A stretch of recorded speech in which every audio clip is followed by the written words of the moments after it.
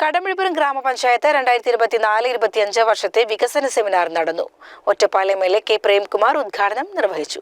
ഗ്രാമപഞ്ചായത്തിലൂടെയുള്ള സംസ്ഥാനത്തെ വിവിധ വകുപ്പുകളിൽ അതിലൂടെ നടക്കേണ്ട വികസന പ്രവർത്തനങ്ങൾ നമുക്ക് ശക്തിപ്പെടുത്താൻ കൂടുതൽ കരുത്തോടെ മുന്നോട്ട് കൊണ്ടുപോകാൻ കഴിയുമെന്ന് നാം തിരിച്ചറിയേണ്ടതുണ്ട്.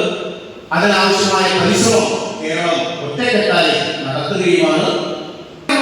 നമുക്ക് ഈ പറഞ്ഞതുപോലെ താഴെത്തട്ടിലുള്ള ആസൂത്രണവും പദ്ധതികളുടെ നടത്തിപ്പുമൊക്കെ കൂടുതൽ കാര്യക്ഷമമായും ആഗ്രഹിക്കുന്നത് പോലെ പൂർണ്ണമായി കഴിയുമെങ്കിൽ പോലും നല്ല നിലയിൽ നമ്മുടെ തദ്ദേശഭരണ സ്ഥാപനങ്ങളുടെ പ്രവർത്തനങ്ങളെ ശക്തിപ്പെടുത്താൻ നമുക്ക് സാധിക്കും.